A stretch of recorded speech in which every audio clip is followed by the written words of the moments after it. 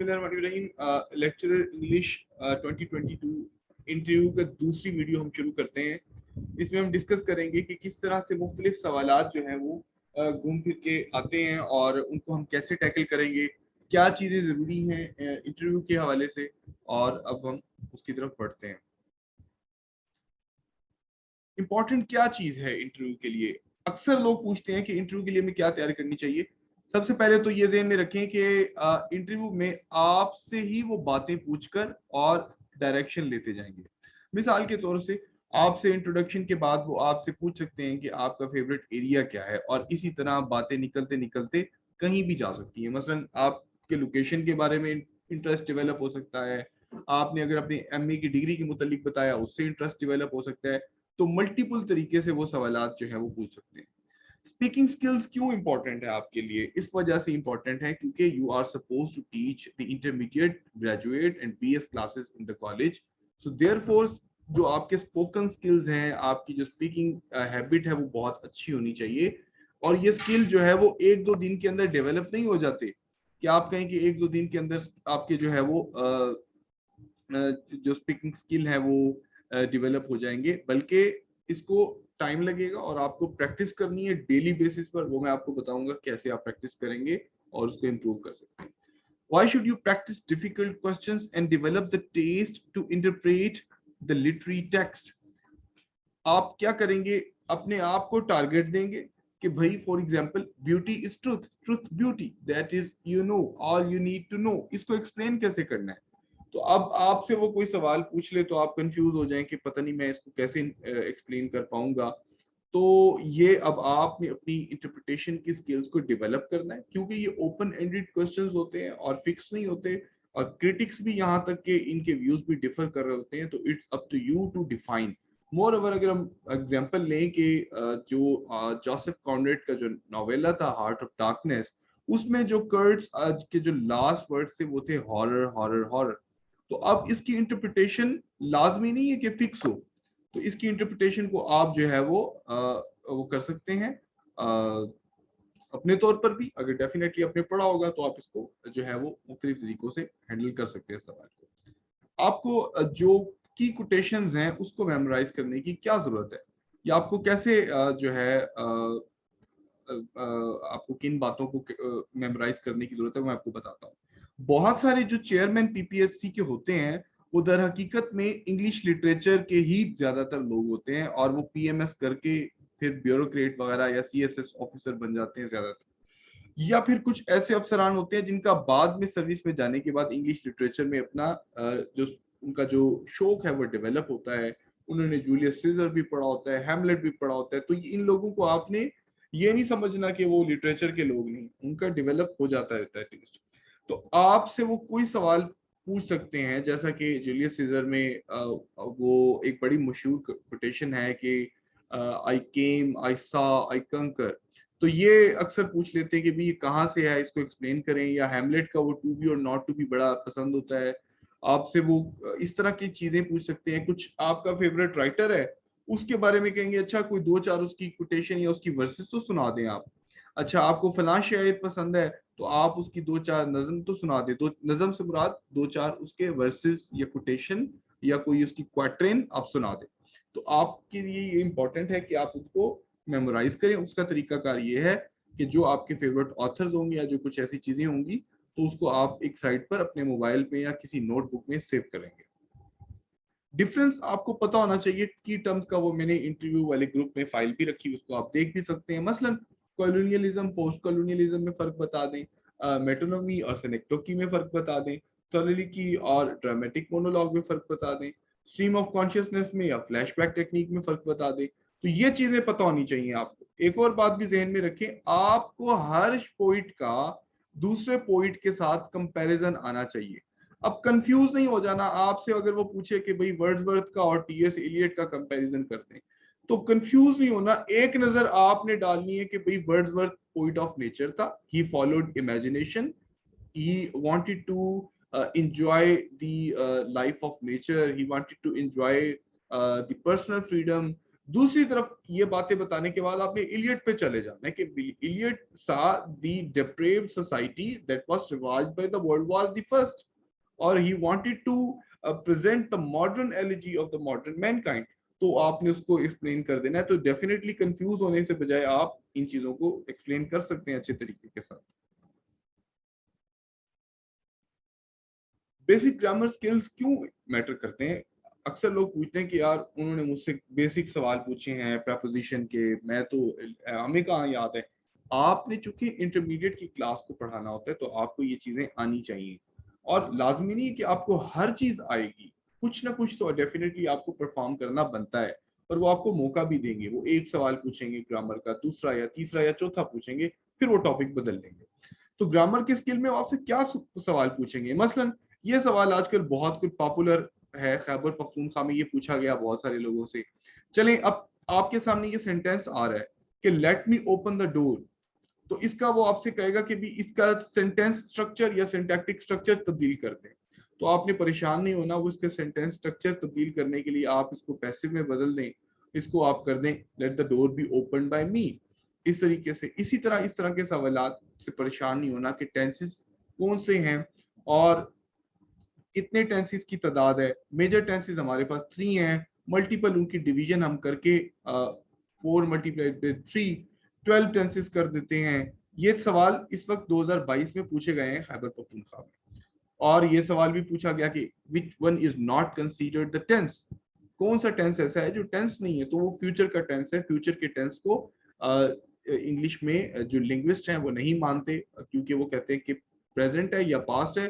Future common है क्योंकि future के लिए कोई भी इंग्लिश में इन्फ्लेक्टेड वर्ब नहीं है। इन्फ्लेक्टेड वर्ब से मुराद जैसा कि हम ये आपके पास पास है और पास के बाद हम पास्ट पास्ट बना देते हैं ईडी लगाकर, तो इंग्लिश में फ्यूचर के लिए हमारे पास विल है या शेल है जो कि हेल्पिंग वर्ब के तौर पर काम कर देती है, क्योंकि जर्मनी की ओरिजिन है इसलिए। तो बहरहाल इस तरह का इसका जवाब बनता है।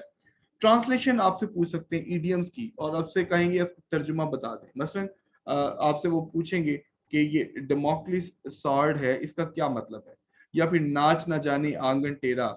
2017 में तो बहुत पूछे गए हैं, 15 में भी पूछे गए हैं, और 2020 में पेयर ऑफ वर्ड्स और प्रपोजिशन पूछे गए हैं लाहौर के सेंटर्स पर।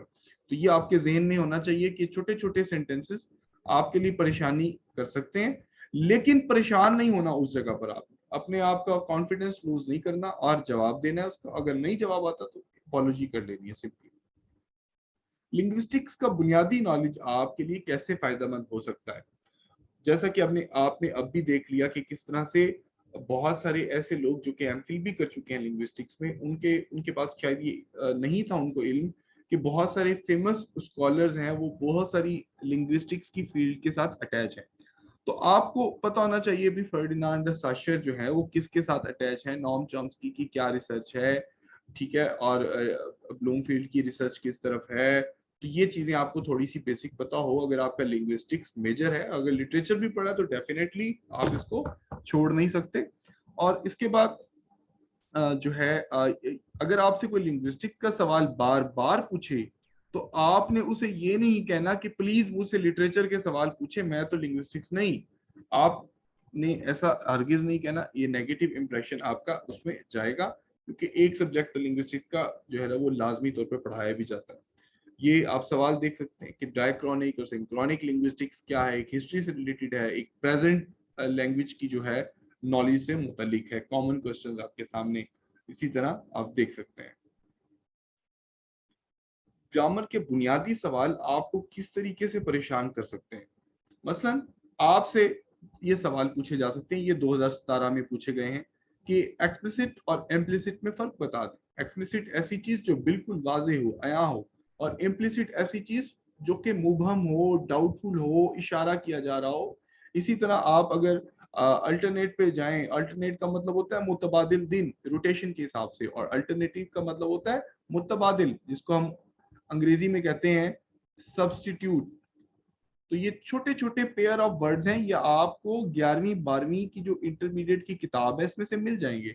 मैंने भी आपके साथ शेयर किए हुए हैं। हाइट और एल्टीट्यूड में डिफरेंस बता दें। हाइट अमूमन कद को कहते हैं और अल्टीट्यूड सतह समंदर से चीजों को जो बुलंदी है उसको कहते हैं। तो ये सवाल पास्ट में रिपीट होते गए हैं, तो इनको आप देख सकते हैं। या वार्निंग से मतलब क्या है?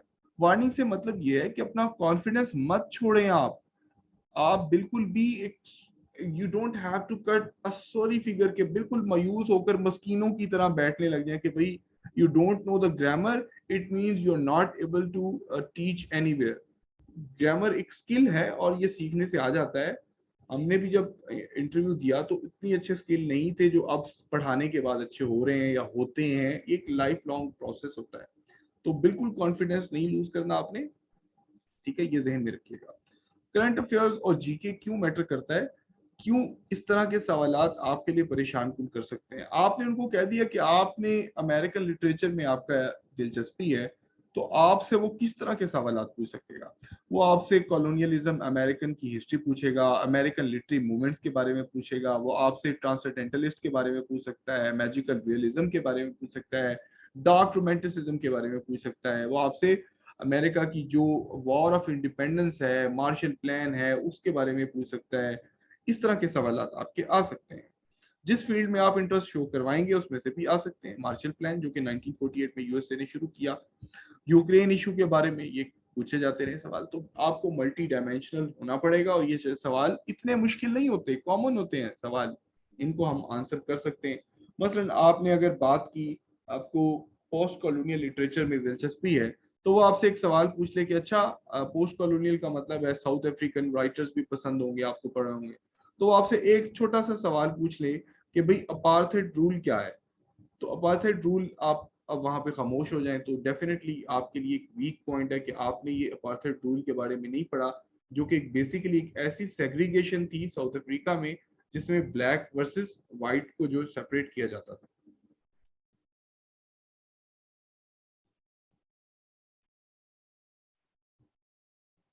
अगर आप लिटरेचर की तरफ आए, फर्ज करें टेनिसन आपका एक फेवरेट पोइट है, उसको कैसे तैयार किया जाना चाहिए?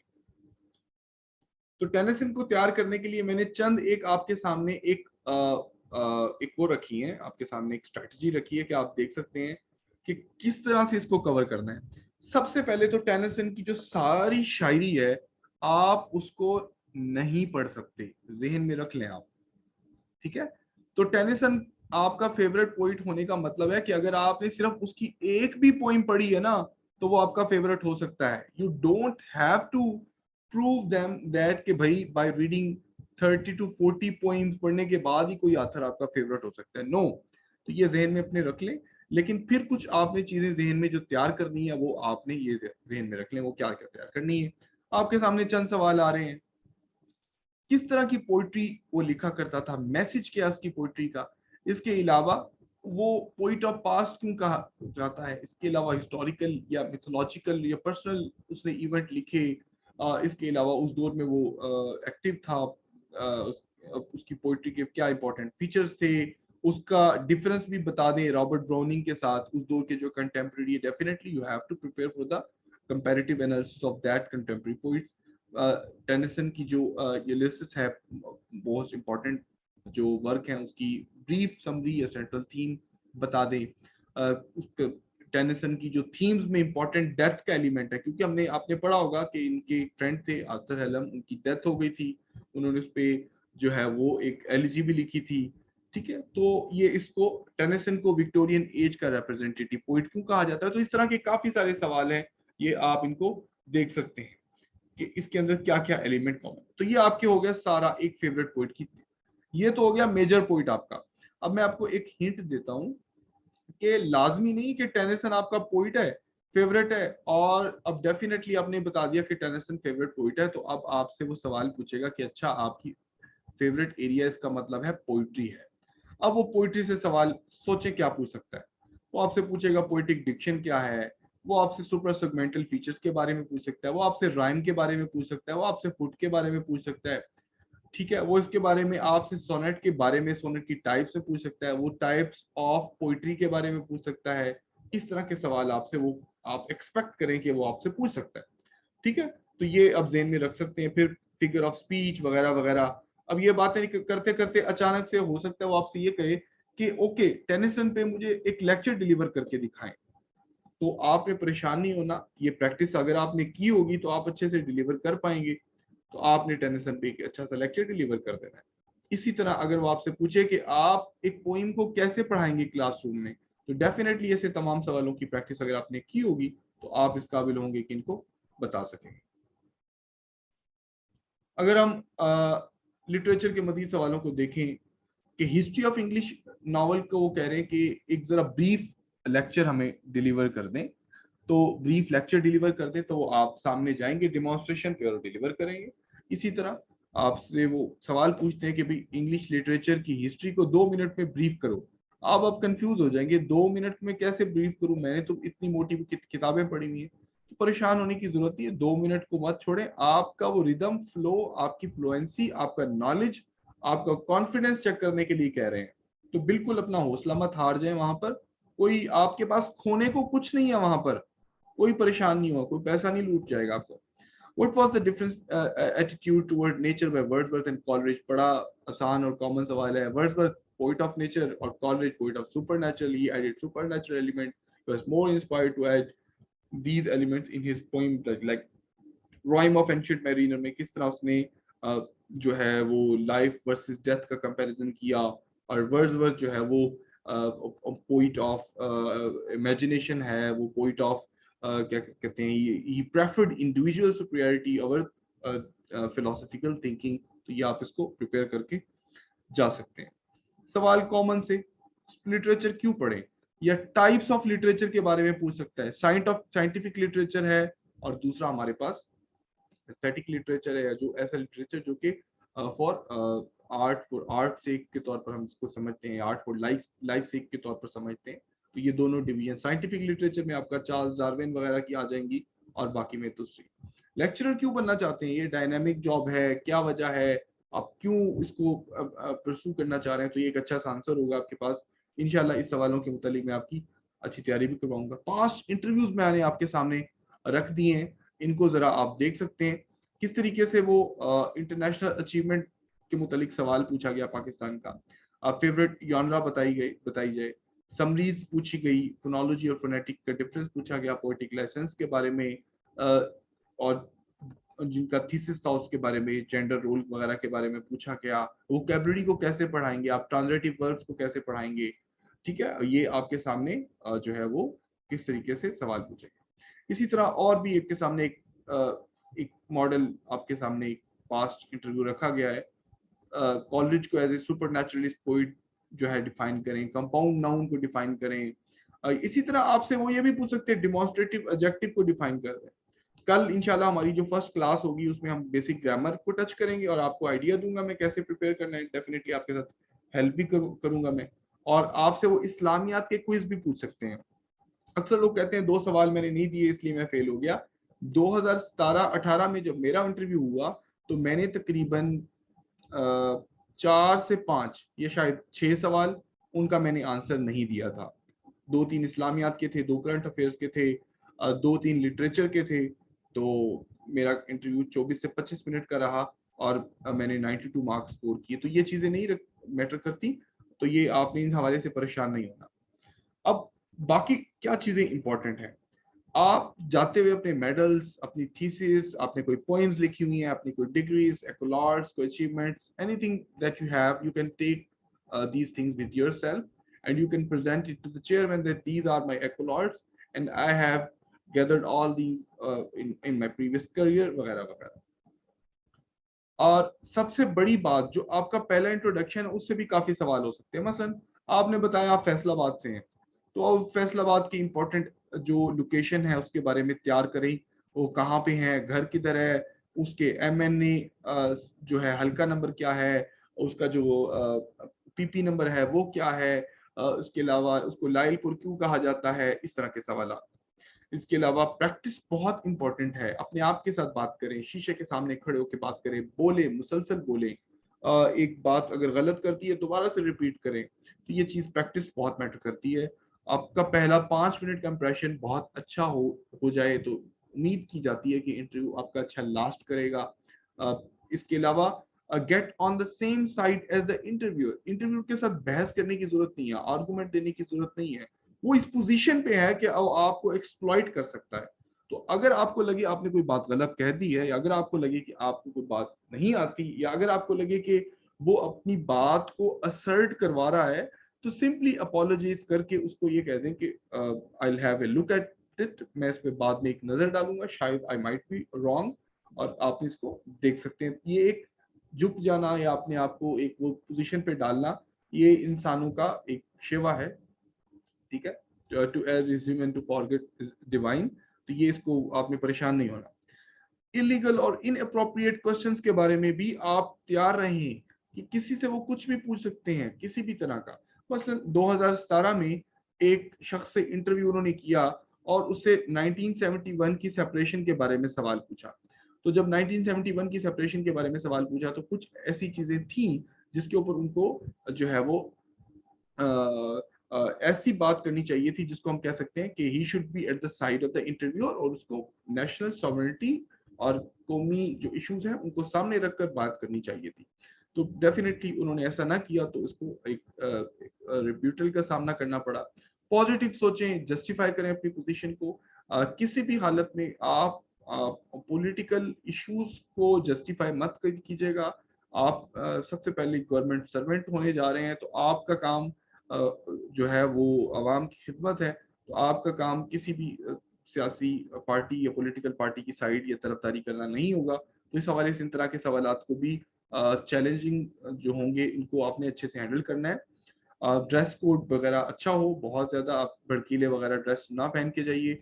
बिहेवियर बेस्ड क्वेश्चंस भी हो सकते हैं, एग्रेशन आपको दिलाकर कुछ पूछा जा सकता है, तो कोई जरूरत नहीं आपको एग्रेशन देने की। आप वहां पर जंग जीतने नहीं जा रहे, तो कूल काम कंफर्टेबल रहें किसी भी तरह से। और लास्ट बोलते हुए थैंक यू मत जरूर कहिएगा, और इसके अलावा हार मत मानिएगा। तो ये तमाम जो है वो आपके सवाल हैं। इसके बाद क्वेश्चन एंड आंसर का मैं सेशन लेना चाहूंगा।